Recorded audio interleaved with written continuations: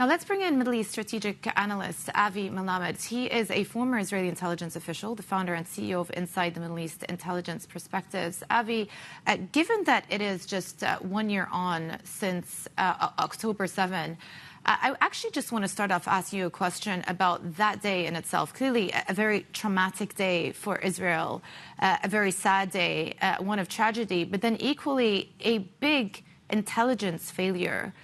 To what extent do you think that served as a catalyst for a rethink of how Israel thinks about not just its defense, but also its intelligence? Thank you for having me. Indeed, there is a lot of need to rethink many of the concepts and the guiding lines that have been guiding the Israeli both intelligence, security, and policy makers, particularly following, of course, October 7th. There has been a significant failure.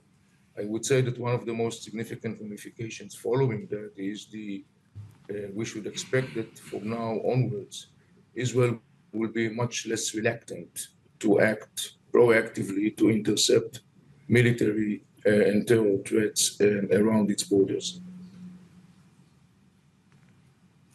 Speaking of that, of course, the whole region is on high alert, waiting to see how Israel is going to respond to those Iranian ballistic missiles that were sent towards Israel about 5 days ago. And there are many options being put on the table. What, in your view, is going to be the most likely response out of Israel? What are they likely to target? I think Israel is mostly likely to target military legitimate targets that are mostly associated with the Islamic Revolutionary Guards, the IRGC. We're talking about apparently depots of missiles, factories that are related to their military industry, facilities and infrastructure that are connected to those military capacities and others. I don't think that Israel is going to attack the nuclear sites. And I'm not so sure about the oil infrastructure in Iran, though I would not totally rule that out. Why would you think that Israel would not go ahead and target nuclear infrastructure? And of course, I mean, nobody's privy to what the conversations that are going on there, but why would they stay clear of it, to your mind? I think there are a couple of reasons. First, I think it's very clear that the United States wouldn't like to see something like that, and Israel has to be very tuned to the interest of the United States.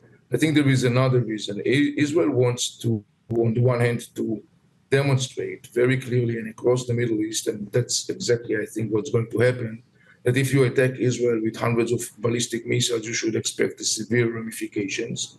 On the other hand, I think that Israel would like to try as much as possible to leave the Iranian regime space to maneuvering to avoid a counter-reaction and thus to avoid further escalation. I think these are the two major calculations that are guiding the Israeli policymakers on that issue. Mm-hmm. Is it fair to say then, and I don't want to put words in your mouth, but that the Israeli reprisal this time around will be just another manifestation of this mantra of escalating to de-escalate?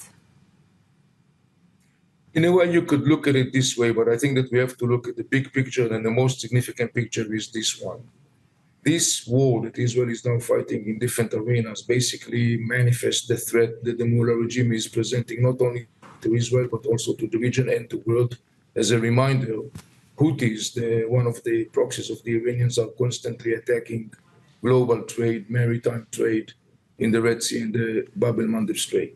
This should be a pivotal moment for Western powers once and for all to proactively and decisively move, and once and for all to end or restrain or limit the Mullah regime aggression.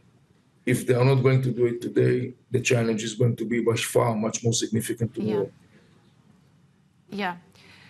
Avi, what do you think Israel's objective is in Lebanon? Of course, the stated war objective is to return security to the northern border so that residents can return home. But at what point in this conflict will Israel have deemed that war objective to be complete and Hezbollah sufficiently decapitated?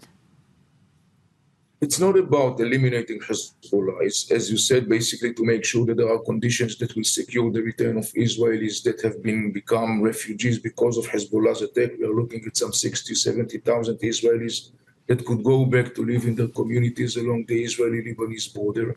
Remind you all that there are two Security Council resolution 1559 and 1709 that called clearly for the deployment of the Lebanese army along the Israeli-Lebanese border, the disarmament of Hezbollah, and the deployment of Hezbollah north of the Litani rivers. So I think that those are the major objectives that in the end of the day should be implemented on the ground. Again, these are the Security Council, the United Nations Security Council resolutions, and they have to be followed. As far as Israel is concerned, first and foremost is the need to make sure that Israeli citizens could go and live safely in their communities along the Israeli-Lebanese border, and there should be no further threat from Hezbollah in proximity to the Israeli-Lebanese border. Yeah. Avi, thank you for staying up late to speak with us. We really appreciate it. Avi Melamed, former Israeli intelligence official and author, founder and CEO of Inside the Middle East Intelligence Perspectives. Thank you.